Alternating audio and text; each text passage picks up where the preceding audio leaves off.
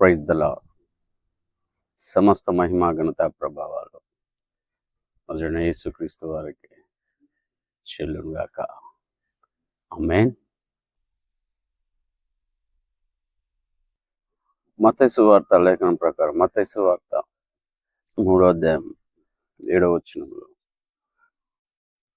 బాప్తిసం ఇచ్చి యోహాను తన యొద్దకు వచ్చి పాపములు ఒప్పుకొనుచు ప్రతి ఒక్కరికి కూడా బాప్తిసం ఇస్తున్న క్రమంలో పరిసయ్యులు సద్దుకాయలు వచ్చి బాప్తిసం తీసుకోవాలి అని అనుకున్నప్పుడు బాప్తిసం ఇచ్చి యోహాను వారి గురించి అంటున్న మాట, సర్ప సంతానమా, మీకు బుద్ధి చెప్పగల వారెవరు? మారు మనసుకు తగిన ఫలము మీరు ఫలించుడి. ఆ క్రమంలో పరిసయ్యులు అంటున్న మాట, మేము అబ్రహాము సంతానము.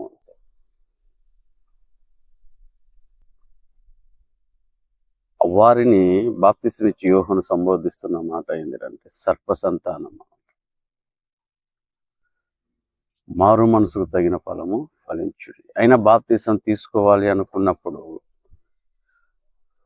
యోహాను అంటున్న మాట, మంచి ఫలము ఫలింపని ప్రతి చెట్టు కూడా వేరుతో సహా నరికి అగ్నిలో పడవేయబడును అని చెప్పేసి బాప్తిసం ఇచ్చే యోహాను ఆ సందర్భంలో వారి గురించి తెలియజేయటం జరిగింది. అంటే మంచి ఫలము ఫలించని ప్రతి చెట్టు, నువ్వు క్రీస్తును సొంత రక్షకుడిగా అంగీకరించిన తరువాత యేసుక్రీస్తు వారు ఆయన సొంత రక్షకుడిగా అంగీకరించిన బిడ్డల దగ్గర ఆయన ఆశించేది ఏందిరా అంటే ఫలము. ఫలము అంటే క్రీస్తును సొంత రక్షకుడిగా అంగీకరించిన తర్వాత నుంచి మనం చేసే క్రియ అన్నమాట.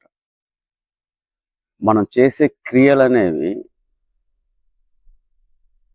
మారు మనసు రక్షణ పొందకముందు ఉన్న క్రియలే క్రీస్తును సొంత రక్షకుడిగా అంగీకరించిన తర్వాత కూడా అయ్యే క్రియలు మనము చేస్తున్నాం అనుకోండి, అయ్యే పనులు లోకానుసారమైన అయ్యే పనులు మనం చేస్తున్నాం అనుకోండి, మంచి ఫలము అనేది మనము ఫలించినట్టు. హల్లెలూయా. ఇంకా కొంతమంది బిలీవర్స్ ఉంటారు, కొన్ని సంవత్సరాల నుంచి కూడా చర్చికి సంఘానికి వెళ్తూ ఉంటారు, కానీ ఆయనను సొంత రక్షకుడిగా అంగీకరించారు. ఏంటి ప్రాబ్లము అంటే, మేమేమి సినిమాలు చూడటం లేదు, మేమేమి త్రాగటం లేదు, మేమేమి వ్యభిచారం చేయటం లేదు, మేము వారం వారం చర్చికి వస్తుంటాం, వారం వారం మేము దేవునికి దశంభాగాలు మా కానుకలు మేము చెల్లిస్తూ ఉంటాం. స్వనీతి కార్యాలు అనేవి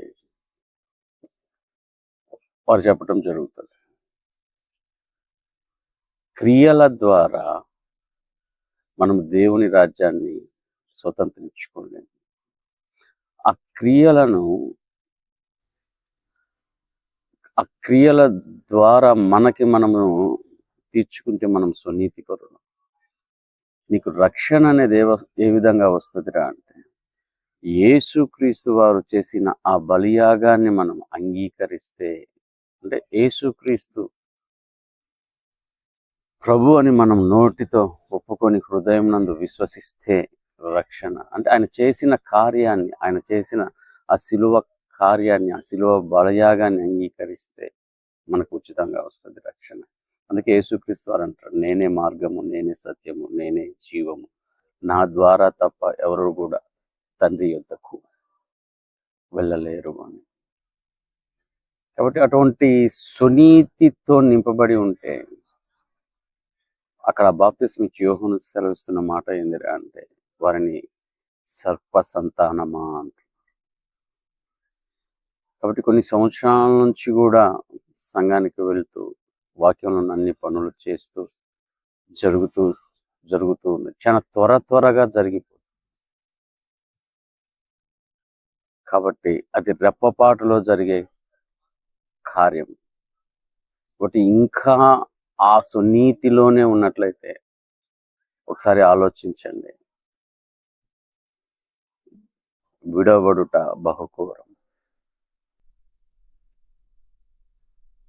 కాబట్టి మంచి ఫలము ఫలించడానికి ప్రయత్నించండి.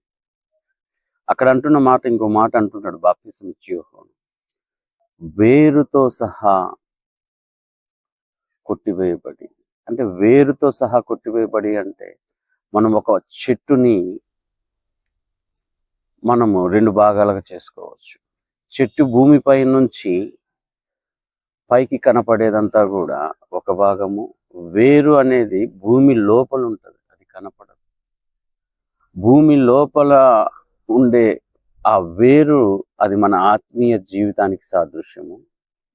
పైకి కనపడే ఆ కొమ్మలు కావచ్చు, ఫలాలు కావచ్చు, పువ్వులు కావచ్చు, అది మన శారీరకపరమైన జీవితానికి సాదృశ్యం. నువ్వు దేవుని సంఘానికి వచ్చి దేవుని ద్వారా నువ్వు ఇచ్చే కానుకలు కావచ్చు, నువ్వు దేవుని సన్నిధిలో గడిపే విధానాన్ని కావచ్చు, ఆయన ఈ భూలోకపరంగా ఆయన ఆశీర్వదిస్తే అదే నిజమైన ఆశీర్వాదం అనుకొని క్రీస్తు రక్షణను నువ్వు నిర్లక్ష్యం చేస్తున్నావేమో. కానీ అక్కడ బాప్తిసం ఇచ్చే యోహాను చెబుతుంది, కాండము వరకు నరుకుతాడు అని చెప్పేసి, నరకబడుతున్నది అని చెప్పేసి చెప్పట్లేదు. వేరుతో సహా అంటే నీ ఆత్మీయ జీవితం. వేరు అనేది నీ ఆత్మకు సంబంధించింది. దేవుడు గొడ్డలు ఎక్కడ పెట్టారంటే ఆత్మకు సంబంధించి. 2 మరణాలు ఉంటాయి. భూమిపైన కాండం నుంచి చెట్టు మరణించిందంటే అది శారీరక సంబంధమైనది. కానీ దేవుడు చెబుతుంది, నీ ఆత్మను కొట్టివేసి అగ్నిలో వేస్తానంటున్నాడు. కాబట్టి మంచి ఫలము అంటే ఏందిరా అంటే యేసుక్రీస్తు వారిని సొంత రక్షకుడిగా నీ జీవితంలో అంగీకరించడం. యేసుక్రీస్తు వారిని నీ జీవితంలో సొంత రక్షకుడిగా అంగీకరించి దేవుడు మనకు ఏ పనులైతే చేయమని చెప్పినారో ఆ క్రియలను జరిగించడం. ఈ లోకపరమైన జీవితంతో పాటు ఆయన కోసం, ఆయనతో కలిసి ఈ లోకంలో జీవించడం. కాబట్టి ఒకసారి ఆలోచించవలసిందిగా ప్రభుపేట మీకు మనవి చేస్తాం. దేవుడు మీ అందరిని దీవించి ఆశీర్వదించును గాక. ఆమేన్.